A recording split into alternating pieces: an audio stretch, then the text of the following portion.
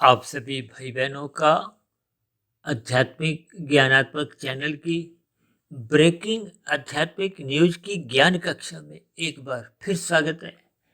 आज की चर्चा में हम एक शब्द लेने जा रहे हैं, इसलिए कोई चर्चा तो नहीं है। एक शब्द का अर्थ कभी कभी कुछ स्थितियों में आपको में यथार्थ अर्थ जब समझ नहीं आते, देखिए कुछ शब्द ऐसे होते हैं जो मनुष्य को परमात्मा से सात्विक स्थिति से जल्दी जोड़ने लगते हैं, और कुछ शब्द ऐसे होते हैं जो संसार से आपको हमें जल्दी जोड़ देते हैं। कुछ शब्द ऐसे होते हैं कि मनुष्य में एक मोहनात्मक स्थितियां, एक तामसी स्थितियां उत्पन्न करती हैं, नकारात्मक स्थितियां उत्पन्न करती हैं। तो इसलिए शब्दों का भी देखिए अलग अलग अपना एक प्रभाव होता है। इसलिए तो हम हर बार कभी कभी यहाँ तक भी कहते हैं, और मुझे तो कुछ ऐसा ध्यान आ रहा है, लगभग 4 वर्ष पहले हमने एक शब्दों से प्रेरणा पर भी एक वीडियो बनाई थी।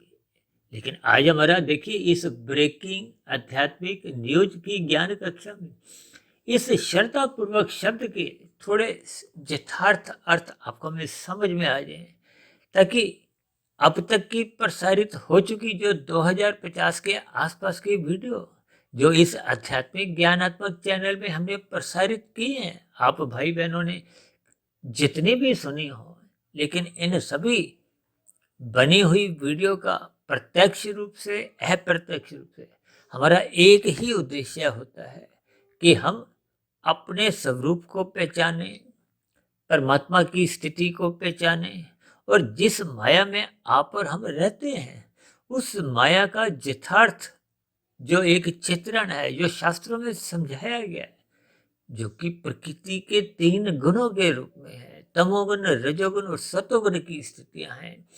आपके हमारे 3 शरीरों की स्थितियां हैं, स्थूल शरीर, सूक्ष्म शरीर, कारण शरीर। और आत्मा और परमात्मा तो देखे चेतन सत्ताएं हैं। आत्मा ज्ञान स्वरूप है, परमात्मा आनंद स्वरूप है। अब 84 लाख प्रकार की योनियों का अभिप्राय स्थूल शरीरों से है। ये 84 लाख प्रकार के स्थूल शरीर हैं, जबकि सभी स्थूल शरीरों को भीतर एक सूक्ष्म शरीर होता है, एक कारण शरीर होता है, और एक चेतन सत्ता आत्मा होती है। आत्मा में ही परमात्मा रहते हैं। देखिए ये बहुत ही सूक्ष्म स्थितियां हम प्रतिदिन ही अपनी चर्चाओं में लेते हैं, लेकिन आज हमारा श्रद्धापूर्वक शब्द पर एक विशेष ध्यान इसलिए केंद्रित करना चाहते हैं क्योंकि आध्यात्मिक जगत में जब तक श्रद्धा नहीं होती, अब देखिए आज का शब्द क्या है, श्रद्धा पूर्वक। अब इसमें भी देखिए इस शब्द के 2 अलग अलग शब्द निकलते हैं, श्रद्धा और पूर्वक। अब श्रद्धा शब्द तो हम अक्सर अपनी बोलचाल में भी इस्तेमाल करते हैं, लेकिन ये जो पूर्वक शब्द है ये अलग से देखिए इस्तेमाल नहीं होता, ये किसी ना किसी के साथ ही एक इस्तेमाल में होता है। यानी कि ये एक अलग से शब्द नहीं है, ये एक दूसरे के साथ जुड़कर ही अपना अर्थ समझाता है। जिसका अर्थ क्या है, पूर्वक का अर्थ क्या है, किसी के साथ सहित, जैसे कहते हैं ना आज्ञा पूर्वक, आदर पूर्वक, भक्ति पूर्वक, ज्ञान पूर्वक। इसी तरह हमारी चर्चाओं में अक्सर बार बार ये शब्द कहे जाते हैं कि श्रद्धा पूर्वक सत्संग करो, श्रद्धा पूर्वक सत्संग करो। ये शब्द बार बार कुछ इस हिसाब से दोहराए जाते हैं कि आपकी हमारी परमात्मा के प्रति एक आदर भाव, क्योंकि श्रद्धा का अभिप्राय क्या है कि जब हम किसी को आदर देते हैं, सम्मान देते हैं, अपनी निष्ठा जाहिर करते हैं, किसी के प्रति हम समर्पित होते हैं, आपकी हमारी एक आस्था जागृत होती है। जैसे कहते हैं ना भक्ति पूर्वक पूजा करो। ये सभी स्थितियां देखिए एक सकारात्मक अच्छे शुभ संकेतों से जुड़ी हुई है। इसको चाहे आप प्रशंसा से जोड़ो, जैसे कहते हैं ना ये श्रेष्ठ व्यक्ति है। अब श्रेष्ठ में भी श्रेय शब्द आता है, यानी कि अब जैसे आपके हमारे नामों के आगे लगता है ना श्री, ये श्रद्धा, श्री, श्रेष्ठ, ये सभी स्थितियां एक सात्विक स्थितियां हैं, एक आदर भाव से ली जाती हैं। और राम जी के नाम से पहले, कृष्ण जी के नाम से पहले भी ये श्री शब्द लगता है। वैसे तो शास्त्रों में देखिए श्री शब्द एक लक्ष्मी जी के लिए, सरस्वती के लिए एक विशेष रूप से प्रयोग होता है। श्री को एक ऐश्वर्य से भी जोड़ा जाता है। देखिए, शब्दों के तो अर्थ जितने आप गहरे तल पर इन पर चिंतन करोगे तो ये सभी स्थितियां आपको बहुत ही एक गहरे तल पर सहज ही परमात्मा से भी प्रीति करवाते हैं। और ये माया की जो एक स्थितियां हैं, शास्त्र तो बार बार जहां तक कहते हैं कि माया माया के तीन गुण एक ही बात है। देखिए, माया को हो, तीन गुण को हो, क्योंकि इन तीन गुणों की जो एक स्थितियां हैं, ये तमोगुण, रजोगुण और सतोगुण है तो ये अलग अलग गुण, लेकिन प्रकृति का अभिप्राय इन तीन गुणों की सम अवस्था से है। हालांकि प्रकृति तो हम कहते हैं बड़ी ही इसमें क्रियाएं होती हैं, हलचल रहती है, परिवर्तनशील है, जबकि मूल प्रकृति में किसी भी प्रकार की कोई हलचल नहीं होती, क्योंकि प्रकृति तो जड़ है और जड़ में अपने आप कोई क्रिया नहीं होती, तो इसमें क्रिया लाई जाती है। किसके द्वारा? आत्मा के द्वारा नहीं, क्योंकि आत्मा तो अनंत है। आप भी आत्मा, मैं भी आत्मा, कितनी ही आत्मा है जिनकी कोई संख्या भी शास्त्रों में नहीं लिखी गई। लेकिन परमात्मा जो कि एक परम आत्मा है, देखिए परमात्मा शब्द का ही आप सद्य विच्छेद करोगे तो परम शब्द आता है। ये परम शब्द एक सत्ता के लिए आता है, वो सत्ता ब्रह्म को हो। अब ब्रह्म शब्द आता है जो निर्गुण निराकार रूप में सर्वव्यापक सत्ता है, यानी माया के कण कण में मौजूद है। और ये जो सगुण निराकार रूप में कहा जाता है, ये आपके हमारे आत्मा के भीतर भी है, आत्मा के बाहर। भगवान श्री कृष्ण जी कहते हैं ना, मैं सखा रूप में सदा ही एक विद्यमान रहता हूँ। इसलिए तो हम बार बार कहते हैं कि आप श्रद्धा पूर्वक सत्संग करो, ताकि ये जन्म मरण के बंधन से हम क्रमशः मुक्ति पाए, क्योंकि ये जो माया है ये तो बंधनदायक है। देखिए, जब हम श्रद्धा पूर्वक सत्संग करते हैं तभी ये ज्ञान पूर्वक स्थितियां, प्रकृति क्या है, प्रकृति के तीन गुण क्या हैं, ये तीन गुण नित्य हैं, ये कैसे कैसे कार्य करते हैं, इनके पीछे की शक्ति क्या है, इन गुणों के लक्षण क्या हैं, इन गुणों से ही आपके मेरे तीन शरीर बने हैं। देखिए, जन्म मरण की स्थितियां तो स्थूल शरीर की होती हैं, ये जो सूक्ष्म शरीर और कारण शरीर की स्थितियां हैं ये मरते नहीं है। मरते नहीं का अभिप्राय जब तक आपका मेरा कारण शरीर पूर्ण रूप से शुद्ध नहीं होता, यानी कि हम माया की जो स्थितियां हमने ग्रहण की हैं संग करते करते।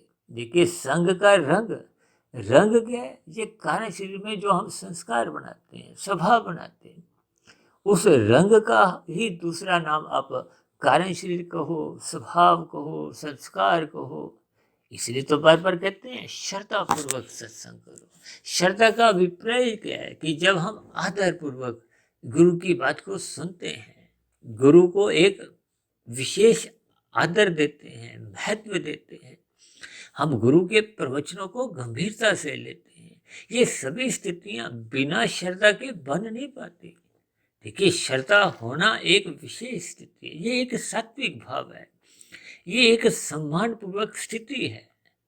जैसे हम भौतिक शिक्षा ग्रहण करने के लिए अध्यापक को एक उचित सम्मान देते हैं, ये उचित सम्मान देना भी एक श्रद्धा ही है।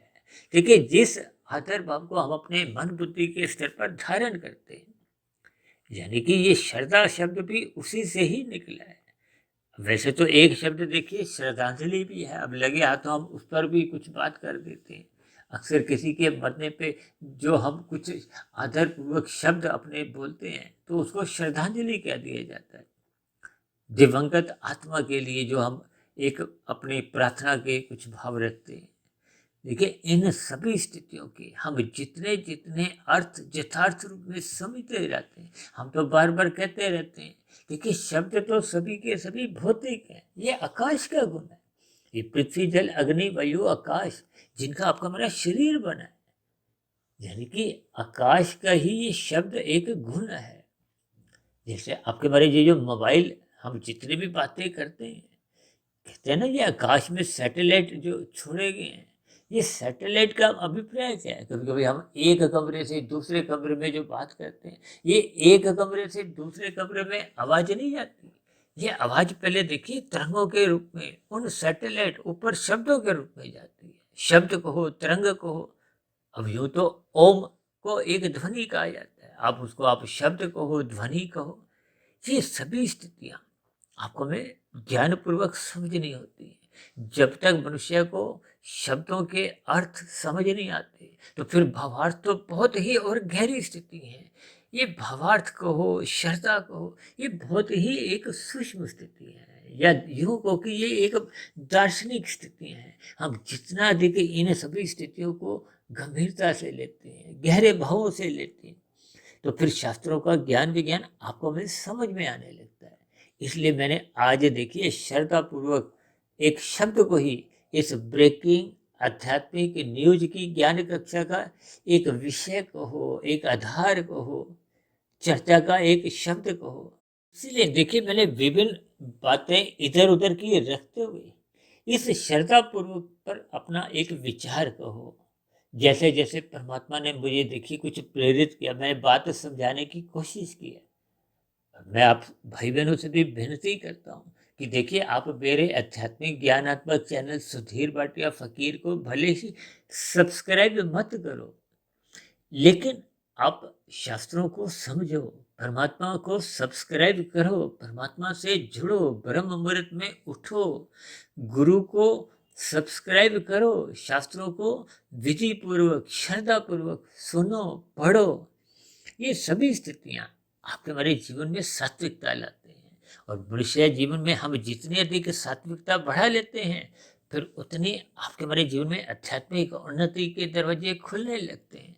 आध्यात्मिक स्तर पर हम जितनी उन्नति कर लेते हैं, वही आपके हमारी एक आध्यात्मिक कमाई है।